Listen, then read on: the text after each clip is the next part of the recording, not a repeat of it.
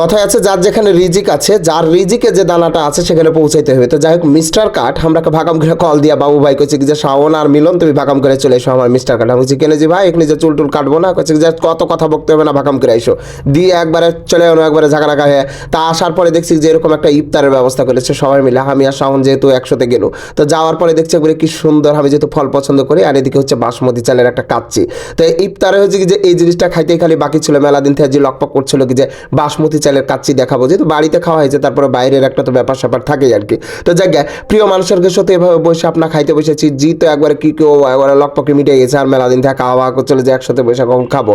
প্রিয় মানুষ গেলে একসাথে বসে থাকায় অন্যরকম মজা। তো জায়গায় হারা হচ্ছে কি যে এখন বসে দাবড়া বেল লেগে চিন্তা ভাবনা নিয়েছে, আজান যেহেতু হইতে লাগবে, যেমনি ইফতারে একবার টাইমে ভাকাম করে লাগলো, আমি লেবু চিপতে দেখছি যে রস বাড়াই না করে লেবুর কাগজি লেবু, তার নাম করছে মালটা আছে, মালটাকে চিপে একবার খাট্টা করে নেবো, দিয়ে একবার ভাকাম করে মালটা চিপে একবার খাট্টা করে মুখে দিচ্ছে, তো হেব্বি স্বাদ লাগছে যে। তো জায়গায় বাবু ভাই তো একবার আপাড়ার লোক, বুঝতে পারছেন আমরাকে এত ভালোবাসে কি কহবো আপনারাকে বুঝাইতে পারবো না। দিয়ে এসে তখন একটু চুল টুলকে একবারে ঝাঁকা না করে কাইটে দিয়ে একবারে দিন ডিজাইন করে, কারণ পরে তো সিরিয়াল পাওয়া যাবে না ঈদের সময়। এখন তো বুঝতে পারছেন আপনারা যারা যারা কাটেন তারা তো জানেনই যে মিস্টার কাট কেমন আপাড়ে একটা জায়গা, এখনই একবারে সিরিয়াল দিয়ে ভাকাম করে যাইতে হবে, নাহলে সিরিয়াল পাবে না, লাস্টে তখন চুল দাঁড়িয়ে লিয়ে আপনাকে ঈদগাহ যাইতে হবে। তো তাহলে কচি যে ভাকাম করে যান আর চুল টুল কেটে নেন, নাহলে পরে কিন্তু একবারে ঘিনিয়ে থাকবেন।